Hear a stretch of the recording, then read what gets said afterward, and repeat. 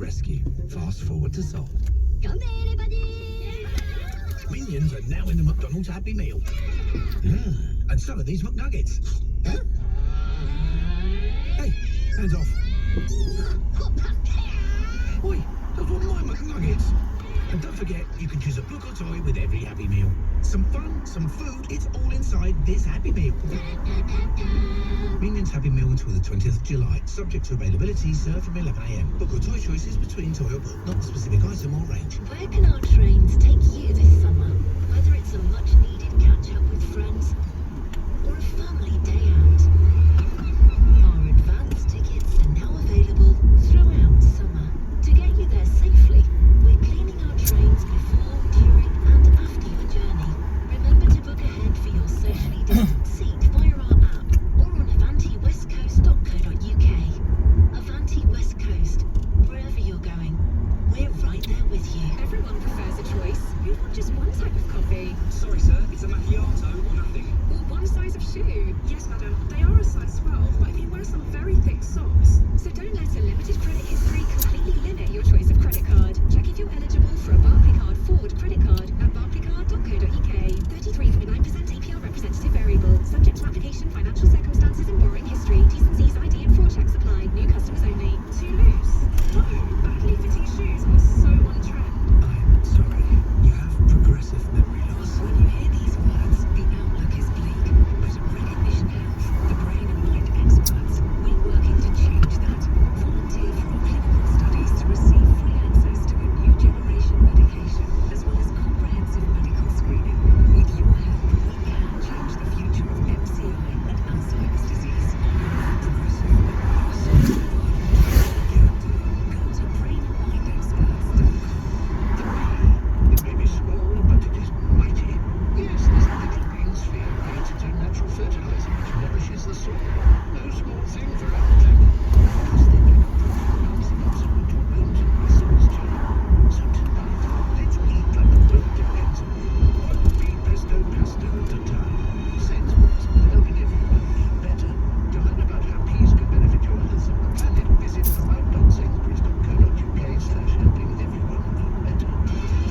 Ask for break on NBC. Call 0345 6060 973. Study by those travel list changes. We'll bring them to you as and when they come. Interested in what Britney Spears, horrified by what Britney Spears has had to say over the course of the last 12 hours or so in this quarantine LA. And again, aside from the details of how her life, she says, is being controlled by her father through this legal mechanism, to the point where the contraception that she has is, she says, she is prevented from removing that contraception in order to start a family because her dad doesn't want her to. I mean, it is absolutely horrific, and it is made, I think, more horrific by the fact that we tend to believe in this day and age that there are so many avenues for people to talk about things, to say publicly what is happening to them, and the narcissism that is generated by the 21st century and social media means that people tend to do. The fact that something like this could be happening for so long behind closed doors to someone so famous is absolutely astonishing, and does make you wonder what is going on behind the doors of people who are not rich and famous and don't have the avenues that she clearly has to tell the world about. 0345 6060 973. Peter's in Tooting to kick us off. Peter. Hi. Your thoughts? Hello. Yeah, I just want to say that I kind of empathise with what Britney's going through. Like your previous guest, I just like a therapy training for one. I had therapy myself, but I witnessed my mother in a very, very abusive relationship with my father for a long time, where it was severe coercive control. I mean, he was extremely violent, but I think actually he was due to actually the mental abuse and the being made to the gaslighting and the being made to feel as though every time she challenged him, that she was imagining things, or that she was stupid, or kind of that was by far the worst. Now, I have seen the extremes it can go to. What did it look like? I mean, the violence I can understand and is absolutely horrendous. What did you talk about coercive control? What did that look like? So by the end of it got to the stage where basically she wouldn't go to the police because he kind of used to manage to minimise what he'd done or deny it, to the point that actually she moved out, she wouldn't sue him for divorce settlement. but he managed to retain custody of us, so he got her to move back in as basically a lodger and rent a room off him. Things like, for example, he kind of, she literally got to the stage where, say,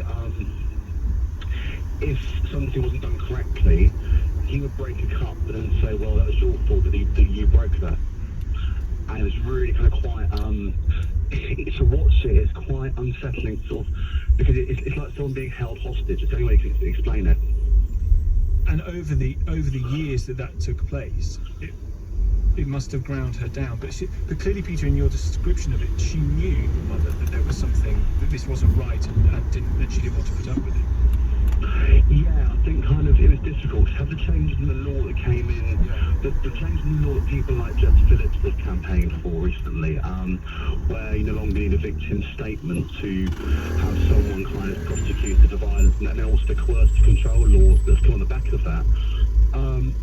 Is that she could see what was happening, but also felt powerless against this person. But ironically, had it been someone from across the street, she'd have been absolutely fine at dealing with them. Yes, that's right.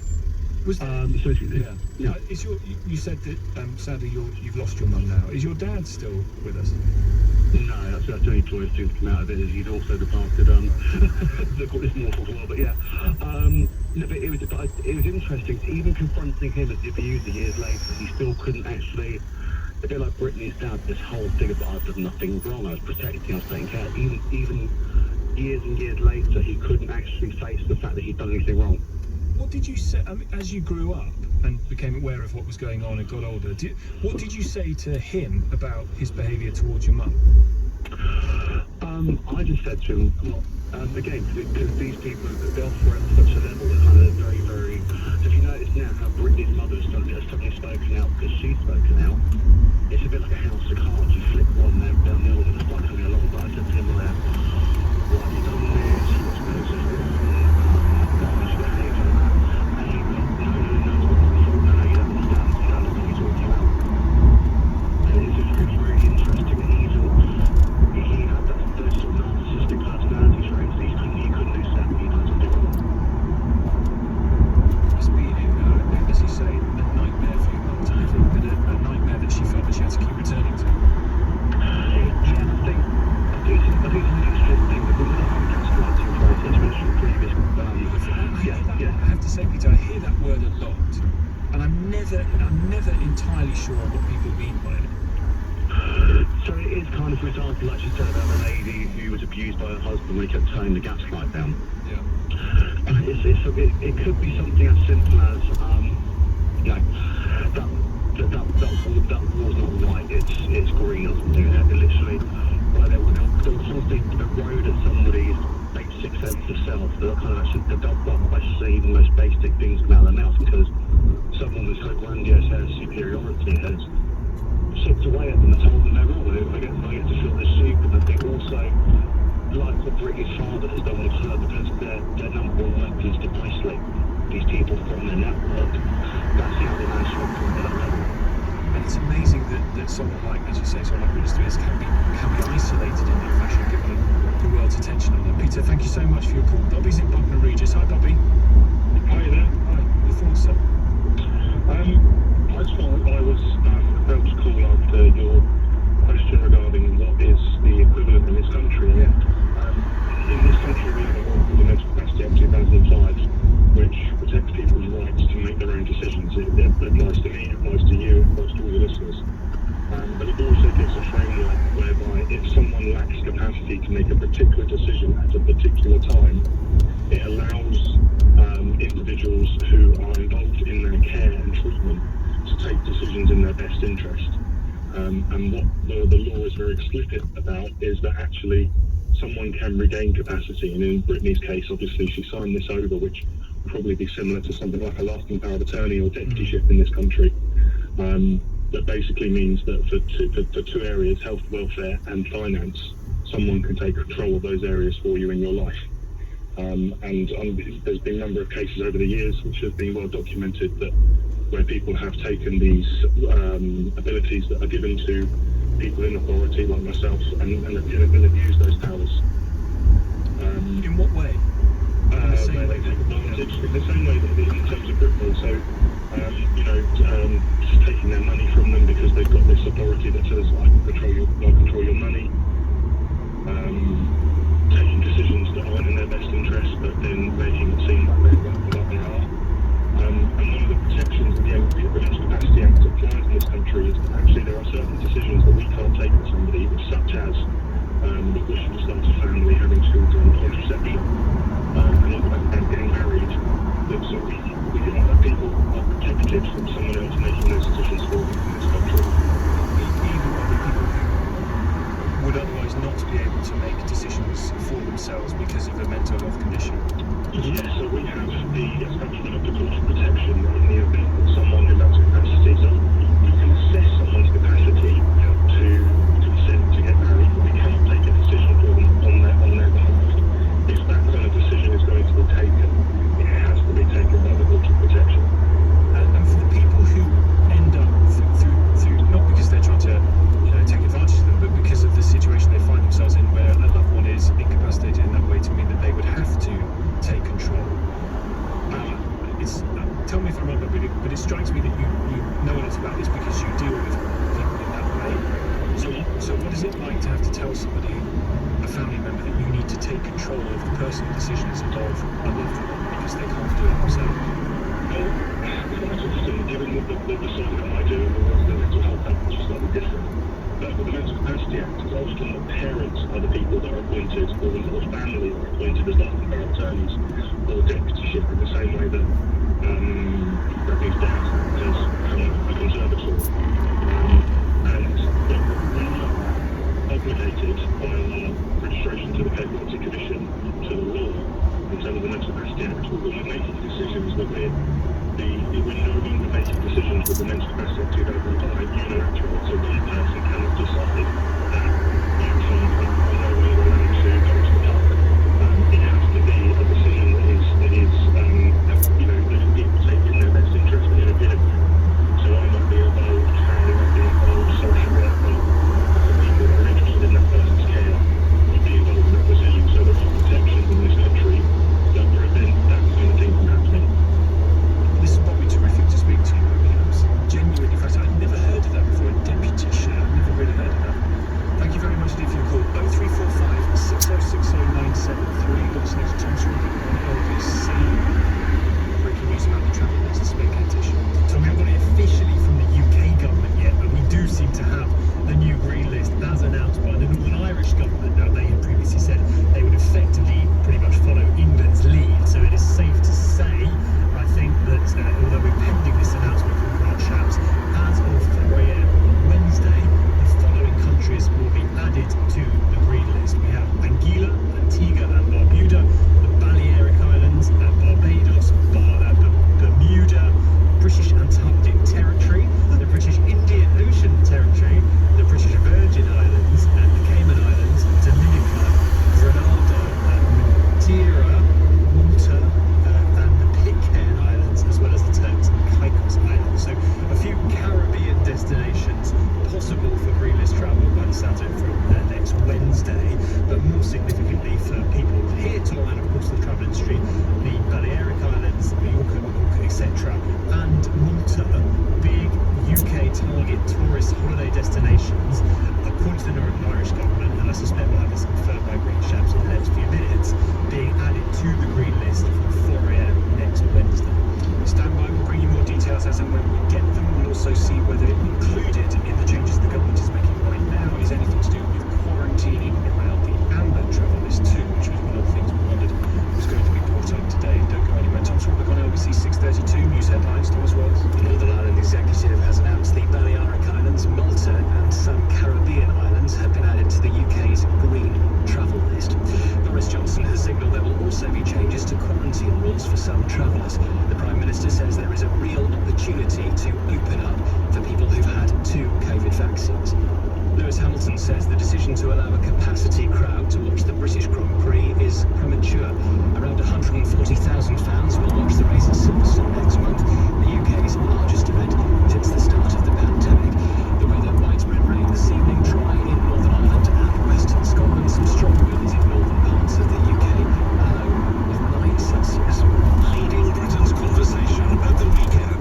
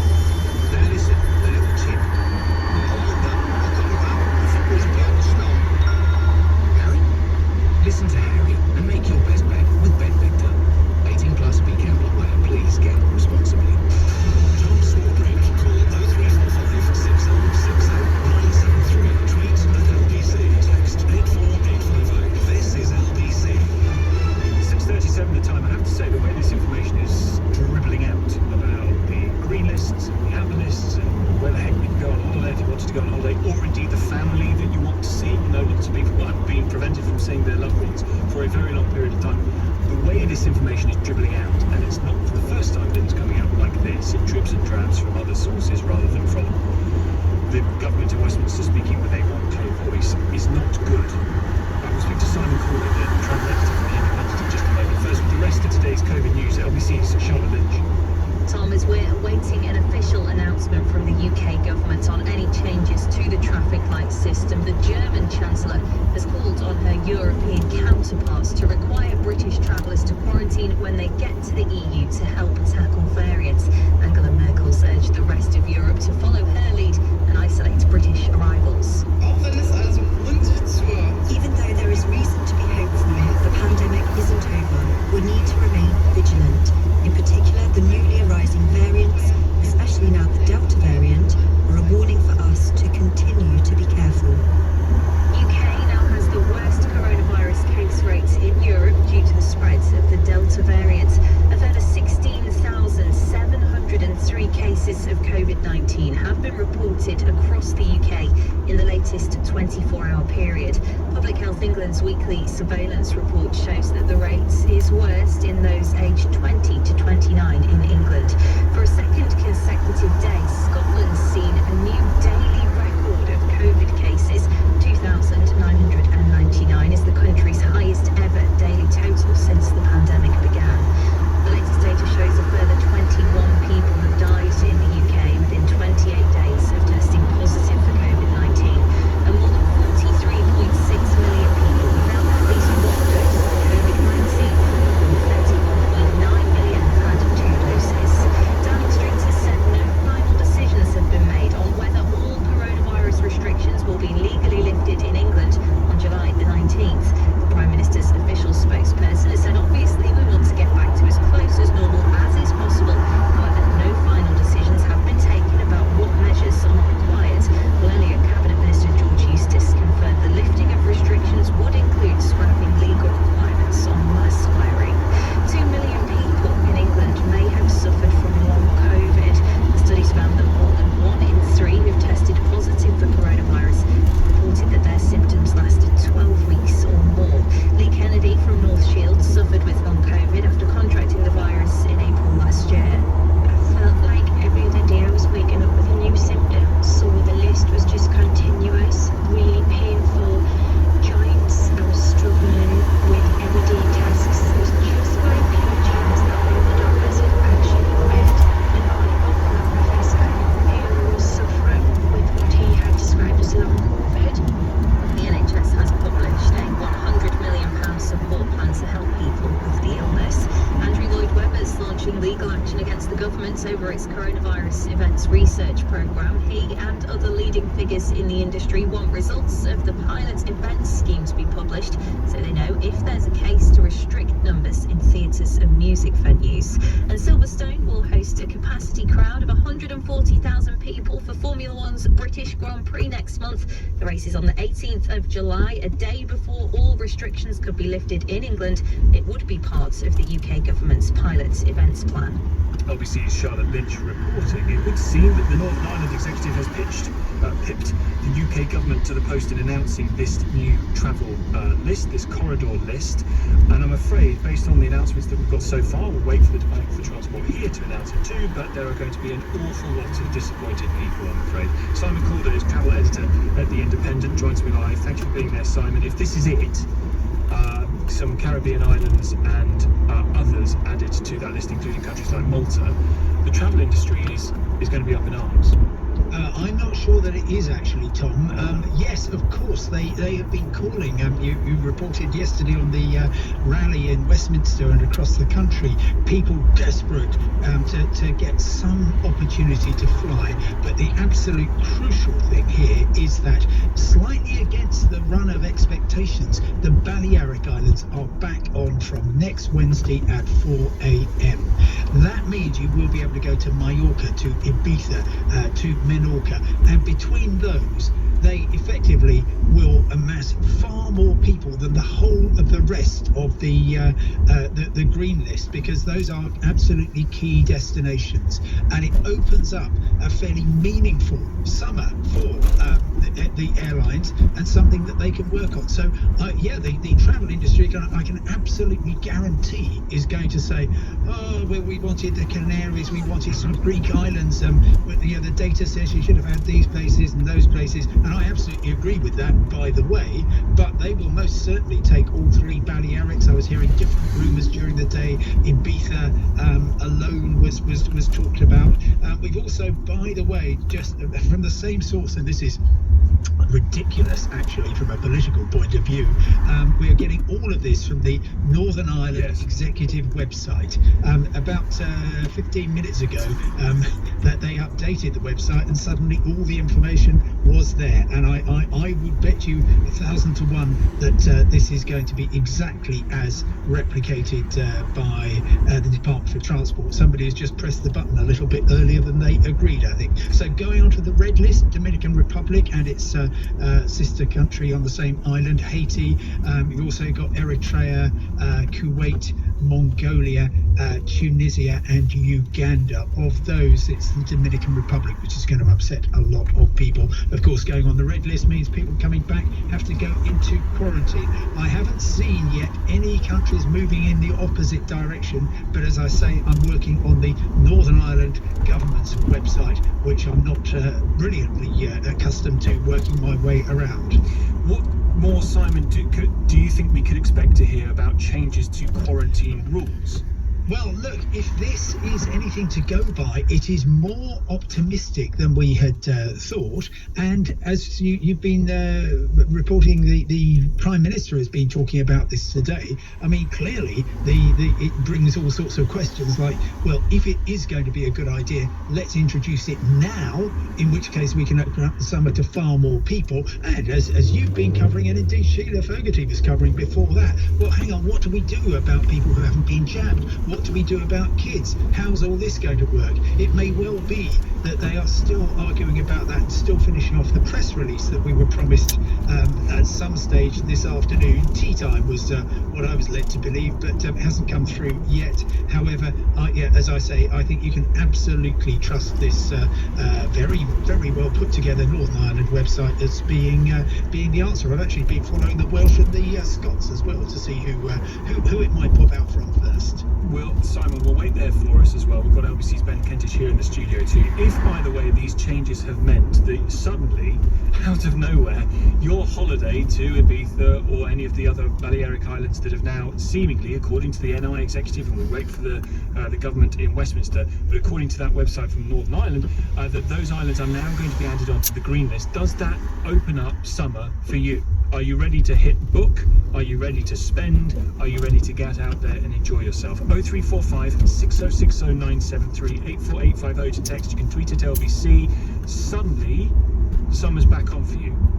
Come to your calls in just a moment. Tom Swarbrick here, 6:45. News headlines, Thomas Watts. The Northern Ireland Executive has announced that Malta, Barbados, Ibiza and Mallorca have been added to the UK's green travel list. Boris Johnson signalled there will also be changes to quarantine rules for people who've had 2 COVID-19 vaccines. And Lewis Hamilton says the decision to allow a capacity crowd to watch the British Grand Prix at Silverstone next month is premature. Widespread rain this evening, dry in Northern Ireland and Western Scotland, though a low of 9 Celsius. LBC Travel, I'm Dave Goff. It's heavy on the M3 northbound. There's a lane closed because a car has broken down on the exit slip road to the M25 at junction 2. It's very slow on Peckham High Street westbound. There's a lane blocked at Clayton Road because of an accident. It's also very slow in Whitechapel on the A13 commercial road heading out of town. That's because of a police investigation between Cavell Street and Sydney Street. The bus lane stays closed there. They're accusing Ilford on Ilford Hill northbound. There's a lane closed at the Ilford flyover for the North Circular Road. That's because of an accident. And in Marylebone, Wigmore Street eastbound remains closed from Portman Square to Duke Street. That's because a water main has burst. It's really slow on the Coming up at 7 on LBC, Ian Dale. On the News Hour, well, half an hour tonight, new travel arrangements announced, junk food ads to be banned, and Britney Spears